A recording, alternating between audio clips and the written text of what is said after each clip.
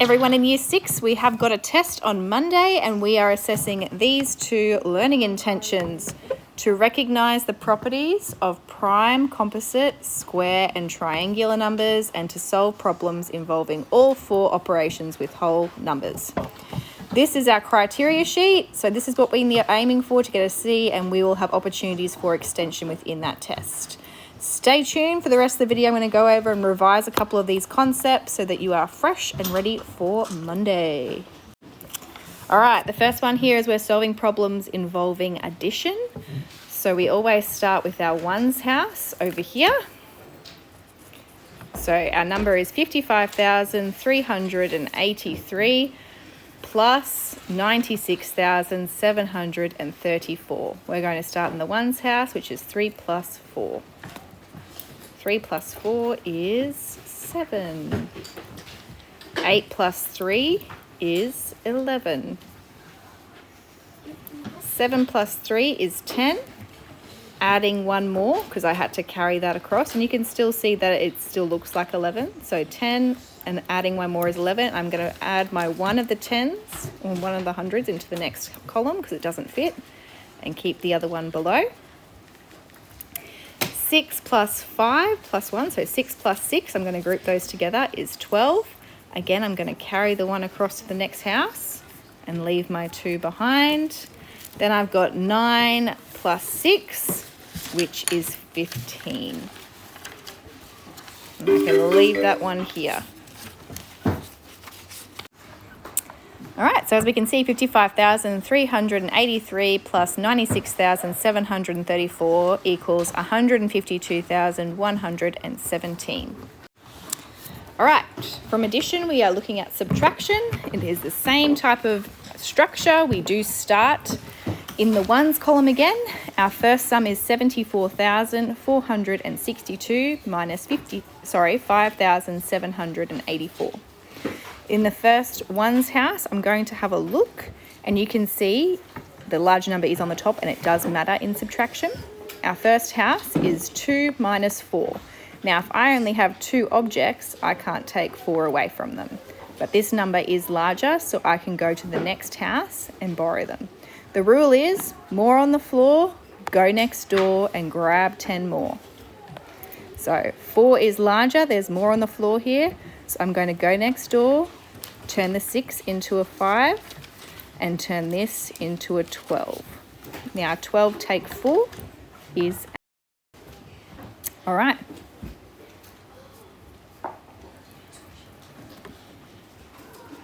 The next one is 5 minus 8.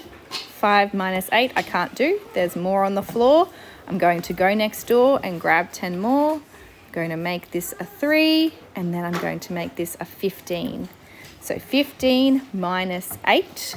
So if I can see that 15, to get back to 10, I'm minusing 5. I have to take another 3, so that is going to equal 7. Now I've got 3 minus 7, more on the floor. Go next door, grab 10 more, make this a 3. This is a very complex sum. Now I'm going to make this a 13. 13 minus 7. So if I count back, if I get back to 10, that's going to be 3. I have to take another 4. That is 6. And my next part is I'm looking at this house here, and I've got 3 minus 5, which I can't do. I'm going next door, grabbing 10 more. Now I've got 13 minus 5. So if I'm taking that back to 10, that's taking away 3. Take away another 2 is 8. And then 6 minus nothing is 6. So 74,462 minus 5,784 is 68,678. There's another sum here, and I'll let you have a go at doing that one by yourself for some practice. All right, next up we have our double-digit multiplication. We have been working on this so very much in class, so hopefully this will ring a couple of bells. I'm going to add in my extra lines here to help with my structure, and I'm going to even add my 0 in as well. So first of all, I'm just going to look at the 4 multiplied by 3 and 4 multiplied by 2, or 20, which is what I'm working on here. So I'm looking at this triangle. So first I'm doing 4 multiplied by 3, which is 12. So I carry the 1 across and leave the 2 behind. The next one is 4 multiplied by 2, which is 8, plus 1, which is 9. All right, I'm going to cross that out so I don't reuse it. And some people like to cross out that so they know what they're using the next side. I've put my 0 there because it's actually 60 multiplied by 3 and 60 multiplied by 20. So if I put my 0 there, it helps me hold that place that we're working in the tens house. So my first one is 6 multiplied by 3, which is 18. So I carry my 1 and leave it, and notice how I am really holding my place values. I'm lining them up very nicely. Then I've got 2 multiplied by 6, which is 12, plus 1 is 13. And now my next step is to add them together. So 2 plus 0 is 2. 9 plus 8 is 17. 1 plus 3 is 4. And 0 plus 1 is 1. 23 multiplied by 64 is 1,472. All right, let's do the next one together. I'm going to add my lines in again because that's going to make it easier. And if I know I'm going to forget my 0 later, I'm going to add it in straight away. So straight away, I'm going to add or multiply 7 multiplied by 5, which is 35. If you're not sure, you can skip count 30 by 5s to 37 times. Then I can do 3 multiplied by 5, which is 15, plus 3 more is 18. Now that I've done those ones, I can cross these out. My next one, I've got my 0 there to hold that place, and because it's 10 multiplied by 7, 10 multiplied by 30. So I've got 1 multiplied by 7 is 7, 1 multiplied by 3 is 3, and now I can add it together. 5 plus 0 is 5, 8 plus 7, that's pretty close to 8 plus 8 or 7 plus 7. 7 plus 7 is 14, plus 1 more is 15, so carry the 1. Leave the 5 behind. Then I've got 1 plus 1 plus 3, which is 5. 37 multiplied by 15 is 555. Okay, now moving on to division. So my first one is 855 divided by 9. So if I look at 8, how many groups of 9 can I make with 8? Well, I haven't got enough, so I'm going to put a 0 up the top. And now I'm going to look at 85. So how many groups of 9 can I make in 85? Having a think about my times tables, I know that 9 times 10 is 90. That's too many. So I'm going to go back to 9 times 9 is 81. So 9 times 9 is 81. I'm going to add the 9 there because 9 times 9 is 81. And how many more do I need to get to 85? So I've got 85. So 9 times 9 is 81. 81 to 85, there's 4 difference. So I'll add my 4 there to make it 45. 9, well, I know that goes in nicely. 9 times what equals 45? 9 times 5 equals 45. So 855 divided by 9 is 95. If you don't know your 9 times tables, you can always list out all of the multiples to help you. The next one is 528 divided by 6. So how many groups of 6 can I make with 5? 0. How many groups of 6 can I make with 52? So if I think about my times table, 6 times 6 is 36. So it's going to be much bigger than that. 6 times 10 is 60. So it's not going to be 10 because 6 times 10 is 60. That's bigger.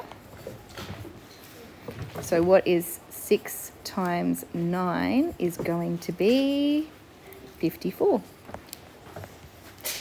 That's still too big. 6 times 8 equals 48. So it's going to be 8 here. So 6 times 8 is 48. How many more do I need to get to 52? I need 4 more. 2 to get to 50, 2 more to get to 52. Make that a 4 there. 6 times what equals 48? 6 times 8 equals 48, so I'm going to put 8 here. So 528 divided by 6 equals 88. If you're looking for some more practice on these all 4 operations, you can go to a number of places. Number 1 is study ladder in your homework tasks. We have posted a lot involving all these, or you can Google. You can Google double-digit multiplication sums. You can Google division sums, larger numbers. You can Google larger numbers addition with regrouping, larger numbers subtraction with trading, and they will give you a list of practice questions. If you have anything you're not sure about, make sure you talk to your teacher. We have been going over these concepts for the last 3 or 4 weeks. The last part I wanted to just review to everyone is square numbers, triangular numbers, prime and composite. For a number to be a square number, it has to create a square in an array. So if I was to visually display that number, it would create a square. And those are numbers that are multiplied by themselves. So if I'm going to do 1 squared or 1 times 1, that's going to sit in a square. 2 squared or 2 times 2 will give me 4. 4 is a squared number because I can arrange it in a square. Any number multiplied by itself. The product of 52 multiplied by 52 is going to equal a square number. So whatever, it's kind of like area, your length and width is the same.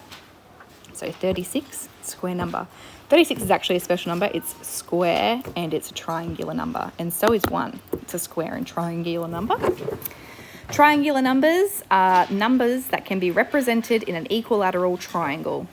Now, it does get a bit confusing layering it like this. You can get a bit lost. If you're going to stack them, if you're trying to see if 8 is a triangular number, you can go 1, 2, 3, 4, 5, 6, 7, 8. So it doesn't quite make the triangular. The next triangular number is 10. 9, 10. You can see that staircase type of pattern, and it is making an equilateral triangle because the sides are all the same. It's 4 by 4 by 4. All right. So square numbers can be arranged in a square. It is to do with multiplication, numbers multiplied by themselves. Triangular numbers, nothing to do with multiplication, but it has got a number pattern because you can see it's 1 plus 2. So 3 is a triangular number. Plus 3, 6 is a triangular number.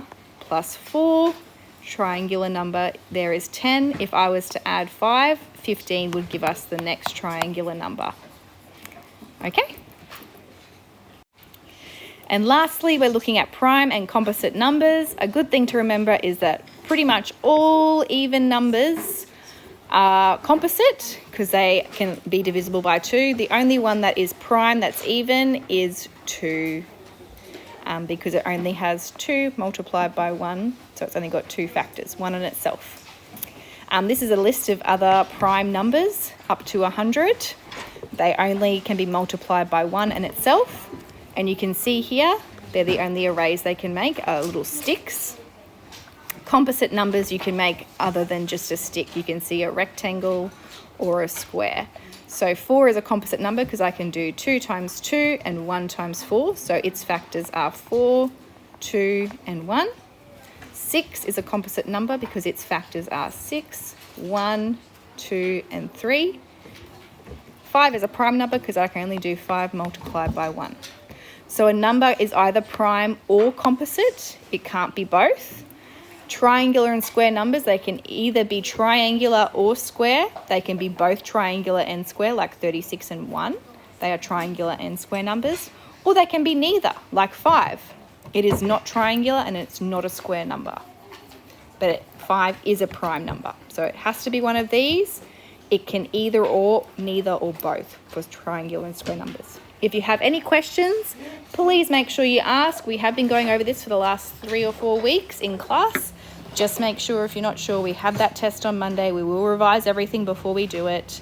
Watch this video, do study ladder, ask questions.